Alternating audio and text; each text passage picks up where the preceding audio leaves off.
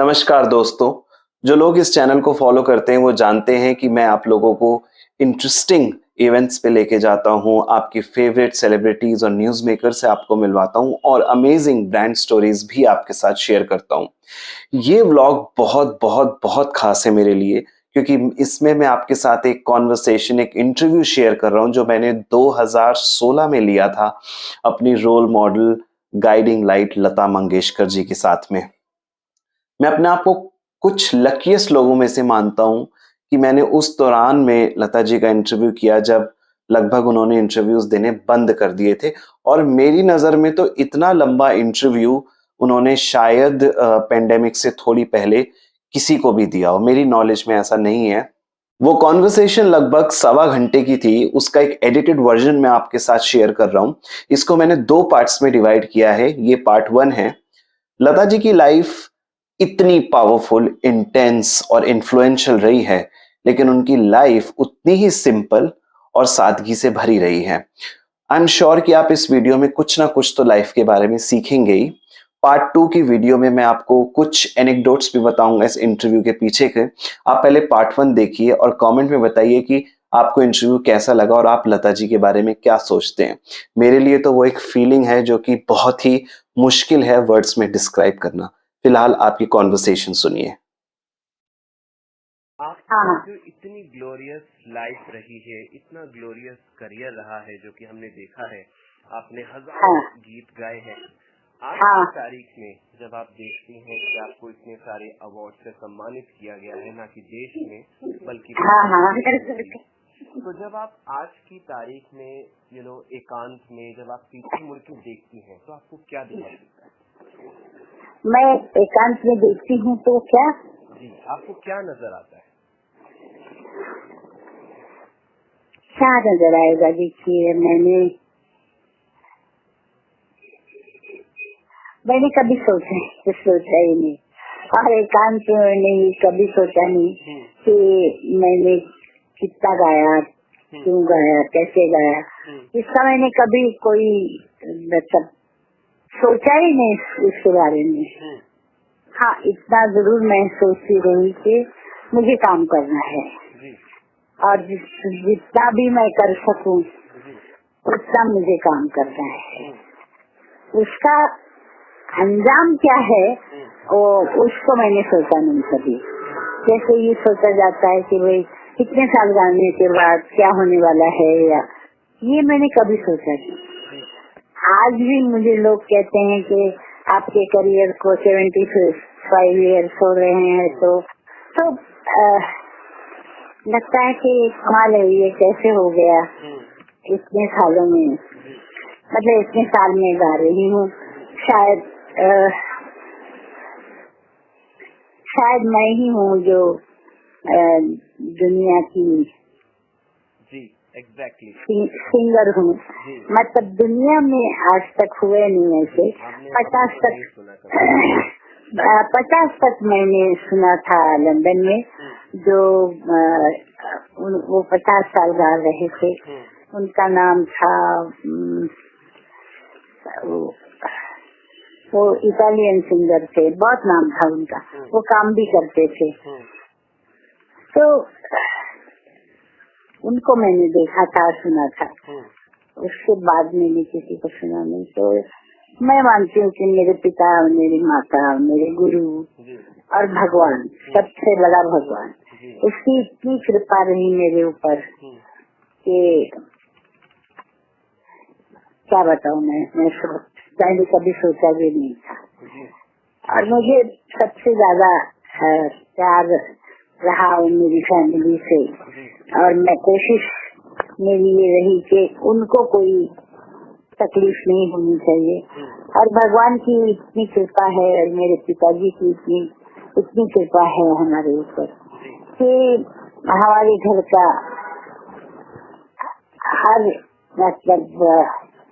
हर कोई गाता रहा। आशा का नाम हुआ, उषा गाती रही, विजयनाथ का नाम हुआ। मेरी एक बहन है मीना, उसकी शादी हो चुकी है। तो उसमें वो म्यूजिक देती थी और बच्चों के गाने रिकॉर्ड करती थी।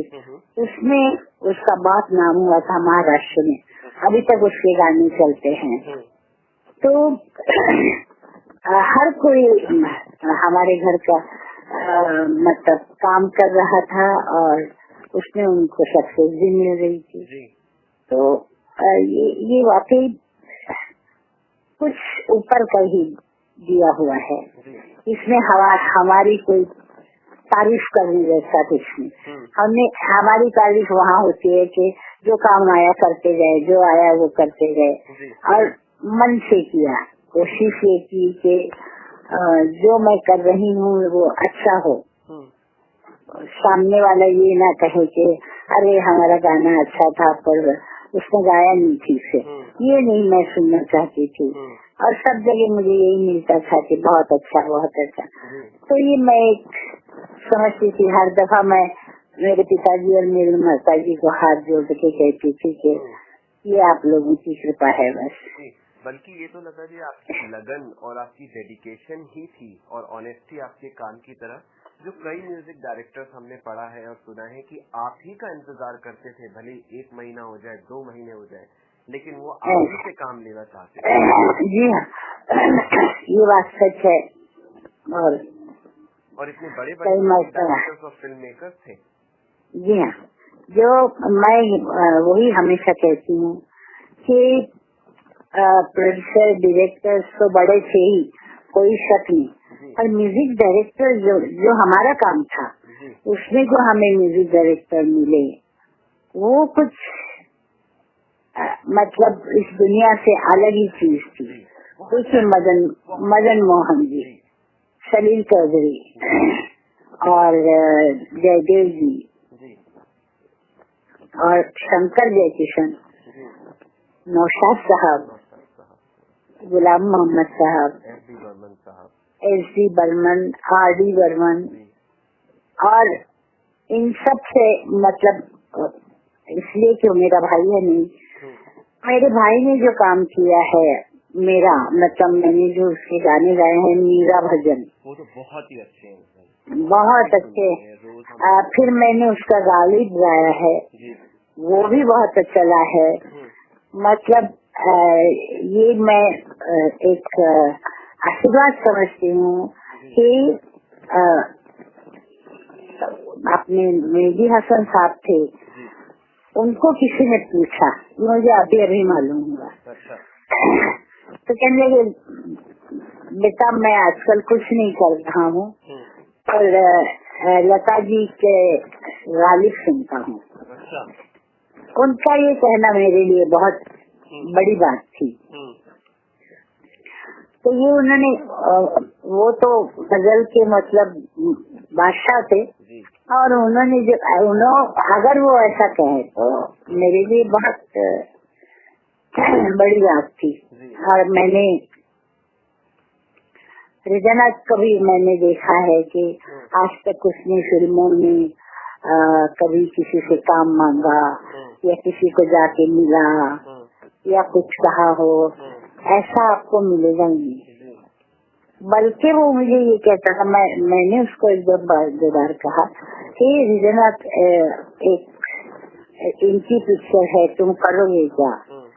तो मुझे कहता था नहीं, मुझे ऐसी मांगी हुई पिक्चर नहीं चाहिए, मेरे नसीब में जो होगा वो होगा, और मैं पिक्चर में करना ही नहीं चाहता हूँ।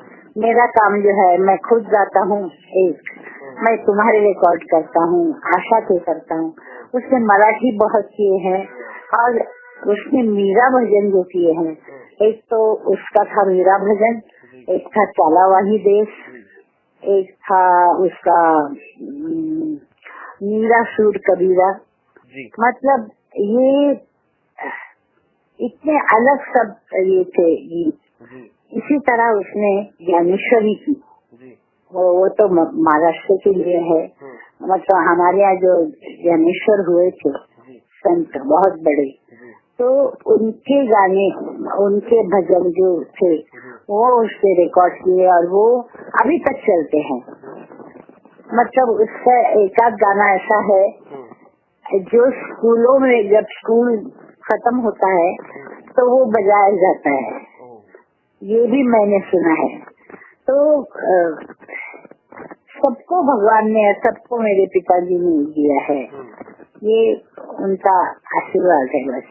जी, मतलब आपने इतने टैलेंटेड लोगों के साथ काम किया है, तो ऑब्वियसली जब आप आप खुद एक अकम्पलिश्ड आर्टिस्ट रही हैं और आप जब साथ में इतने कॉम्पिटिटिव और अकम्पलिश्ड लोगों के साथ काम करते हैं तो बहुत सीखने को भी मिलता है।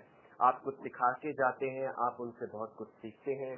और मैंने तो आपकी डॉक्यूमेंट्रीज भी आपके ऊपर देखी है, 3-3 घंटे की, जो नसीर मुनी कबीर जी ने आपके ऊपर बनाई थी काफी सालों पहले, वो है। और मैंने उन्होंने किताब आपने कैसी छोटी छोटी बारीकियां जो है बड़े बड़े म्यूजिक डायरेक्टर्स के से सीखी, और अगर उन्होंने सिखाई भी नहीं तो आपने ऑब्जर्व किया छोटी छोटी चीजें, और वो आपने अपने गानों में आप लेकर आए। जैसे आपकी ब्रीदिंग की अगर इशू है कि सांस कहाँ पे लेना है माइक से, कैसे जो है कितनी दूरी बना के रखी है, ये छोटी छोटी चीजें आपने जो है सीखी। तो आप मुझे वो बताइए कि ऑब्वियसली आपने, आपके पिताजी आपके पहले गुरु थे ही, और गुलाम हैदर साहब ने भी जो है आपको अपना शिष्य बनाया, लेकिन नहीं, गुलाम हैदर साहब ने शिष्य नहीं बनाया।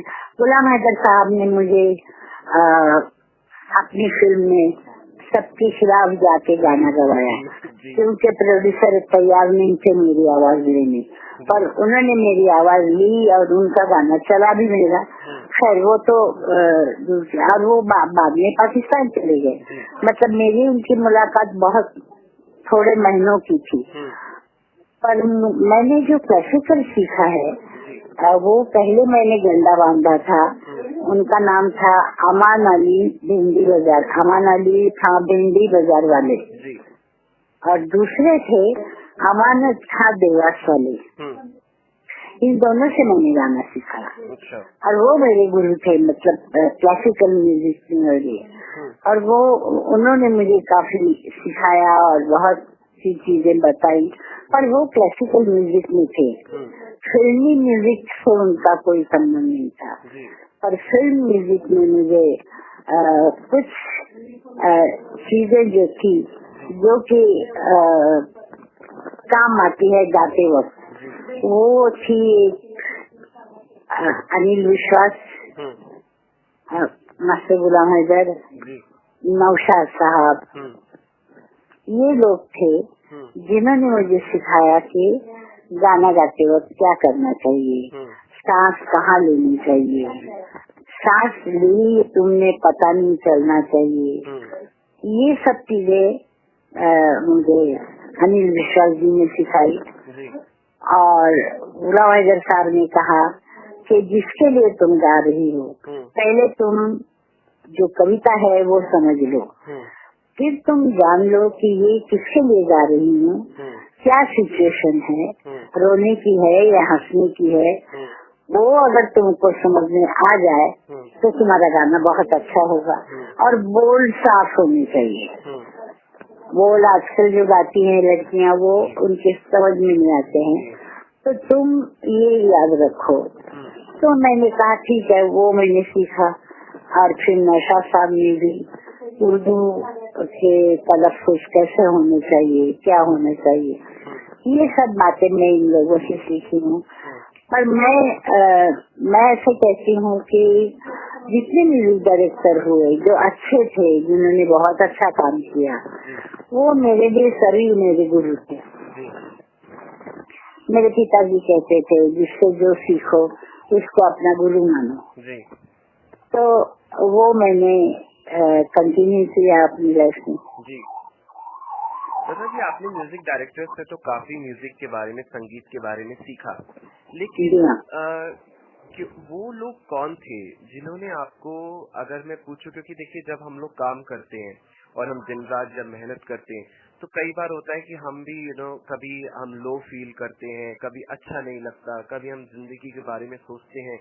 वो कौन लोग थे इंडस्ट्री में जिन्होंने आपको, मैं अगर कहूँ तो लाइफ लेसन दिए, जिंदगी के बारे में भी सिखाया काम के साथ साथ, कि मुश्किल आए तो आप उसमें स्ट्रांग रहिए और कैसे रिस्पॉन्ड कीजिए। कई बार होता है ना। देखिए वो लोग अलग थे। ये जो फिल्मों में काम करने वाले और डायरेक्टर्स और प्रोड्यूसर्स जो भी थे, उनसे मैंने ये सब कुछ नहीं सीखा। ये मैंने सीखा, आप जानते हैं या नहीं मुझे मालूम नहीं, पर उनका नाम बहुत था, पंडित नरेंद्र शर्मा। ओ जी, बिल्कुल। उनको मैं पिताजी कहती थी, मतलब मैं पापा करके ही उनको बुलाती थी। जी।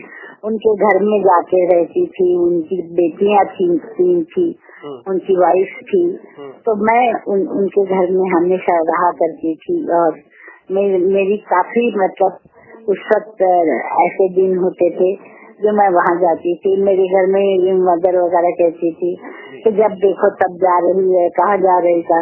और मैं कहती थी माँ मैं पंडित जी के पास जा रही हूँ, उनकी बेटी ने मुझे आज बुलाया है। तो मैंने उनसे बहुत सीखा, पर उनसे मैंने सीखा वो अध्यात्म था। अध्यात्म मतलब उसका अंग्रेजी क्या आध्यात्मिक बारे में, मतलब वो आपको बताते थे, बातचीत आप लोग करते थे? जी हाँ जी हाँ जी हाँ। संस्कृत काव्य के बारे में या भगवद गीता के बारे में, या अपना ये है क्या कहते हैं उसको, मतलब जितने पुराने हमारे ये हैं बड़े बड़े किताबें हैं, उनमें से वो खुद बहुत पढ़ते थे, राम भक्त थे, और उन्होंने मुझे बहुत कुछ सिखाया। उनसे मैंने बहुत सिखाया। और मैं मतलब जिंदगी में इंसान को कैसे रहना चाहिए, क्या करना चाहिए, और शांत रखना चाहिए अपना दिमाग। मतलब अगर कोई बहुत ही पागलों की तरह बकवास कर रहा हो तो उसकी तरफ ध्यान नहीं देना, अपना जो है वो सोचना। किसी को जाके किसी के बारे में कुछ ऐसी बात नहीं कहना जो खामखा झगड़े हो जाए। तो तुम इन चीजों से दूर रहो। तो ये मैंने उनसे सीखा।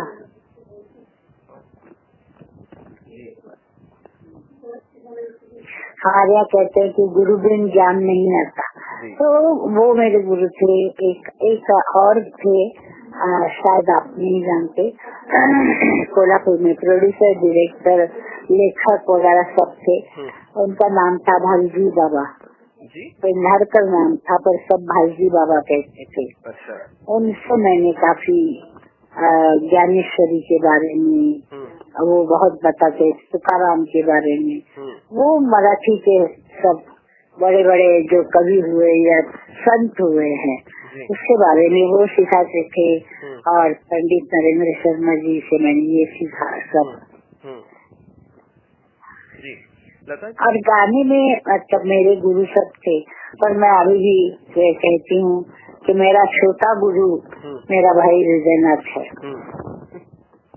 उसके जो मैंने गाने गाए वो कैसे गाता था उसको मैं कॉपी करके और बराबर उसको अच्छा लगे ऐसा गाती थी। और बहुत ही अलग संगीत। तो मैं नहीं हूँ, मेरे गुरु ही सर हैं। तो आप मतलब आज भी अपने आप को शिष्या ही मानती हैं कि आप सीख? जी हाँ, मैं शिष्या हूँ और शिष्या ही रहना चाहती हूँ और मैं रहूंगी जी।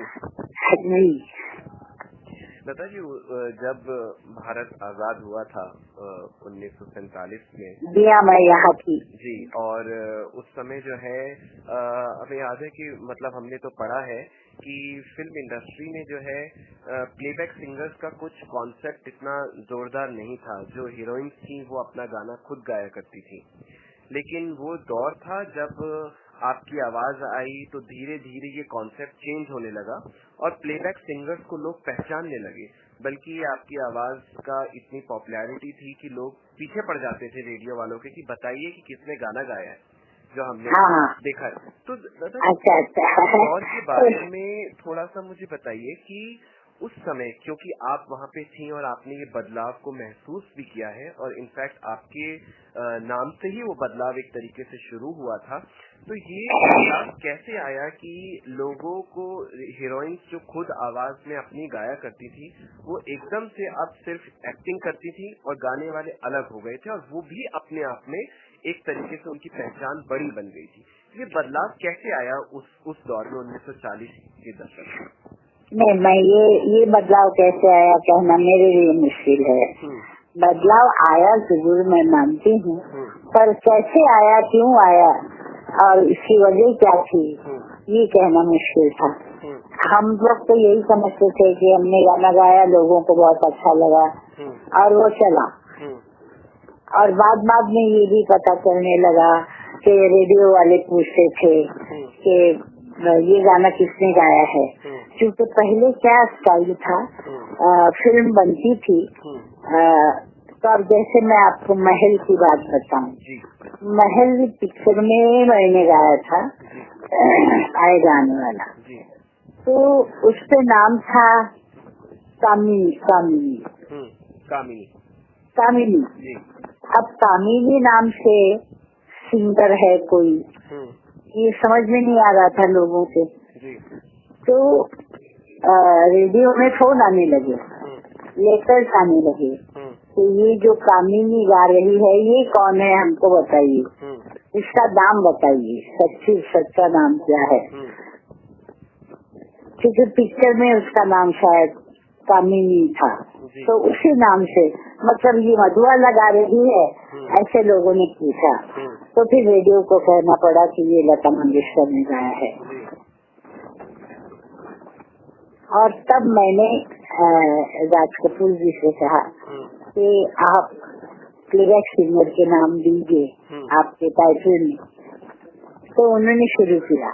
अच्छा। और बरसात में मेरा नाम था, मुकेश भैया का नाम था, या रफी साहब का, तो सबके नाम थे। और तब से ये शुरू हुआ। पहली पिक्चर थी जिसमें प्लेबैक सिंगर्स के नाम जो है जी हाँ।